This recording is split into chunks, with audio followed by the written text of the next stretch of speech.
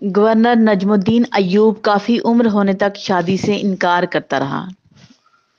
ایک دن اس کے بھائی اسد الدین شیر کو نے اس سے کہا، بھائی تم شادی کیوں نہیں کرتے؟ نجم الدین نے جواب دیا، میں کسی کو اپنے قابل نہیں سمجھتا۔ یہ سن کر اسد الدین نے کہا، میں آپ کے لیے رشتہ مانگوں؟ کس کا؟ ملک شاہ بن سلطان محمد بن ملک شاہ سلجوقی کی بیٹی کا یا وزیر الملک کی بیٹی کا؟ یہ سن کر نجم بولا، وہ میرے لائق نہیں۔ اسد الدین دھک سے رہ گیا، پھر کون آپ کے لائق ہوگی؟ نجم الدین نے جواب دیا، مجھے ایسی نیک بیوی چاہیے جو میرا ہاتھ پکڑ کر مجھے جنت لے جائے، اور اس سے میرا ایک ایسا بیٹا پیدا ہو جس کی وہ بہترین تربیت کرے، وہ شاہ سوار ہو اور مسلمانوں کا قبلہ اول واپس لے۔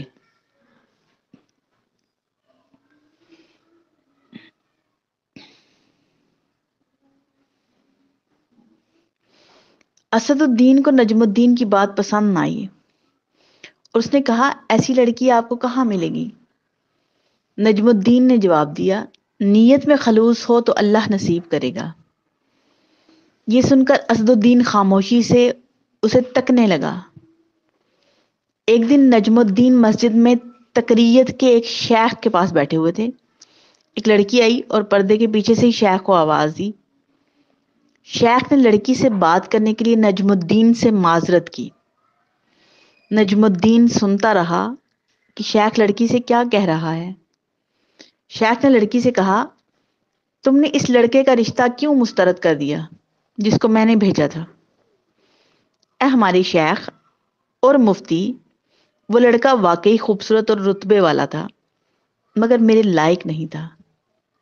شیخ حیرت سے بولا، کیا مطلب؟ تم کیا چاہتی ہو؟ شیخ، مجھے ایک ایسا لڑکا چاہیے جو میرا ہاتھ پکڑ کر مجھے جنت میں لے جائے، اور اس سے مجھے اللہ ایک ایسا بیٹا دے جو شاہ سوار ہو اور مسلمانوں کا قبلہ اول واپس لے۔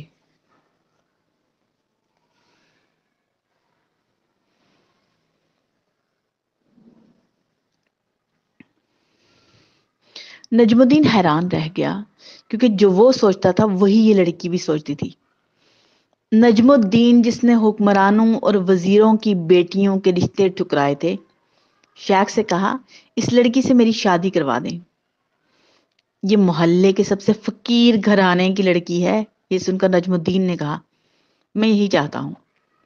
پھر نجم الدین نے اس فقیر متقی لڑکی سے شادی کر لی، اور اسی سے وہ شاہ سوار پیدا ہوا جسے دنیا سلطان صلاح الدین ایوبی کے نام سے جانتی ہے، جنہوں نے مسلمانوں کے قبلہ اول بیت المقدس کو آزاد کروایا۔